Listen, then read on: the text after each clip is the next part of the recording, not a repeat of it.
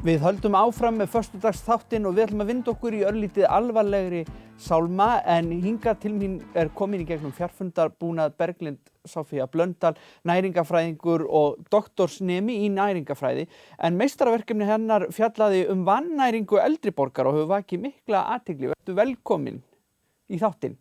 Já, takk kærlega fyrir það.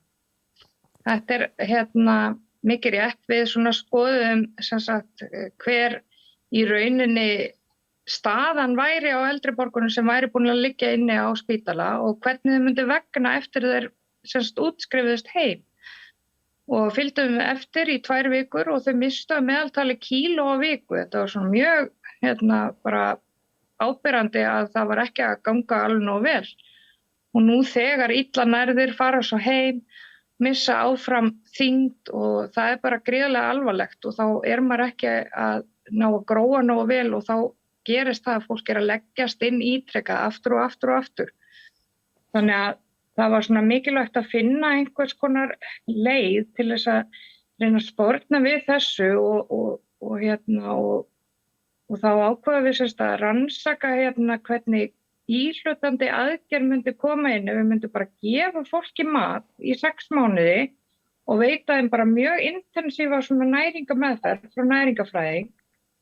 Hvort að það myndi sem sagt kannski jafnvel leiða til þess að fólk myndi vera hressara, ekki missa jafn mikla hreyfifærni, vera ánægðari með lífið og ná að næra sig upp og hún sem sagt rannsóknin mín kláraðist í fyrra sumar og það má með sannlega segja að það kom ótrúlega vel út. Já, bara eiginlega öllum póstum, sko. Já, þetta hefur gert gæfumuninn, sem sagt. Já, og þetta eitthvað sem við höfum lengi talað fyrir næringafræðingar, að það þarf að fá næringafræðinga í eitthvað konar teymi sem fer heim til fólks. Þeirra sem eru í þessari aukinni áhættu á vannæringu og sem eru að skimast illa nærðir heim, á spítalanum.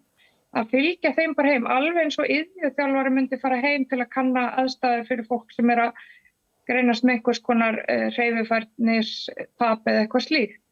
Að fá bara næringafræðinga í teymi sem fara heim til fólks og bara jafnvel gefa þeim mat, gefa þeim orku og próteinbætta mat og það voru nokkur fyrirtæki á Íslandi sem voru með okkur í þessu, Grímukokkur og SS og MS, hjálpuðu okkur semst að þróa mat sem væri orku og próteinbættur og með sérstaklega þeirra þarfir í huga og þau fengu bara frían mat og næringameðferð þar sem þeim var kennt hvað mikilvægt að hafa í huga og hvernig hægt að uppfylla þessa næringaþörf sem fólk með.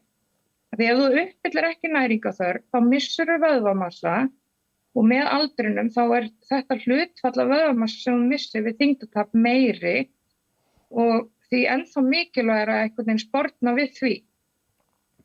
Þannig að þetta var svona... Einmitt, þetta eru svo sláandi tölur og maður hugsar einmitt, það ekki einmitt lykillinn og lóðið að fólk bara gerir sér ekki grein fyrir því sjálft að það sé vannært?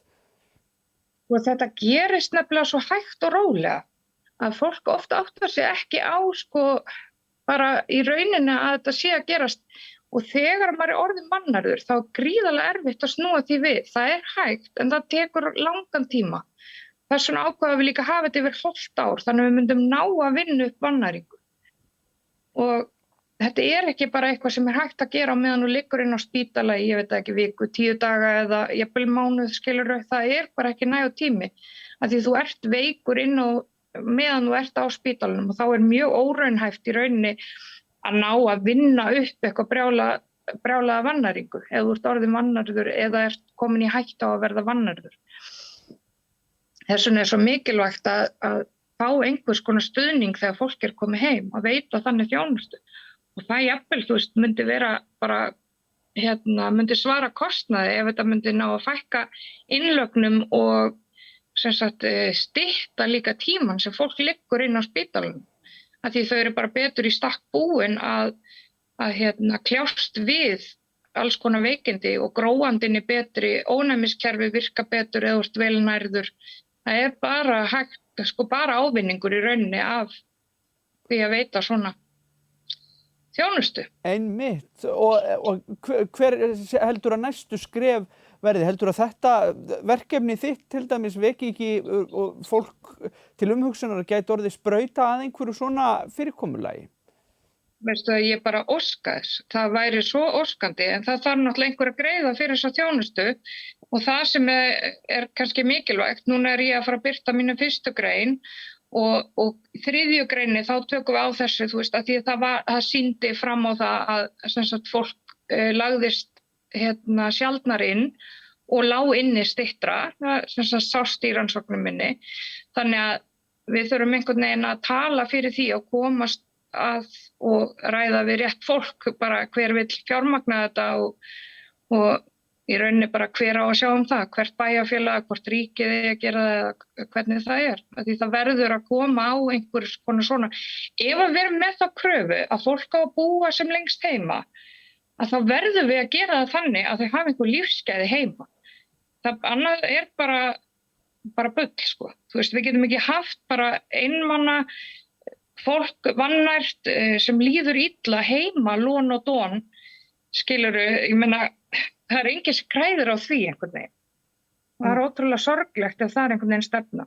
Og ég meina, fólk vill vera heima hjá sér. Það vill ekki leggjast inn á hjúkrunarheimili og vill vera sem lengst heima og við þurfum þá að styðja við fólk að gera það á bara sem bestan hátt.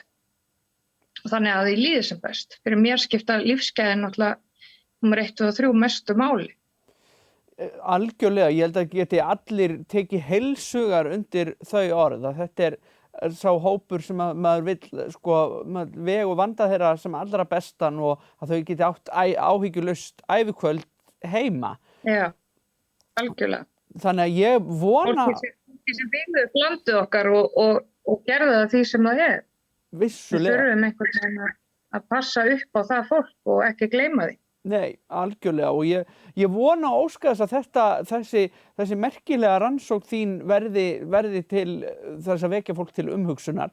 Við komumst í miður ekki mikið lengra í þættinu sinni. Þakka kærlega fyrir að koma hérna í þáttin til okkur og segja okkur frá þessu merkilega verkefni. Já, bara takk kærlega fyrir að heyra í mér og bara vekja athygli á þessu málefni. Það er gríðarlega mikilvægt.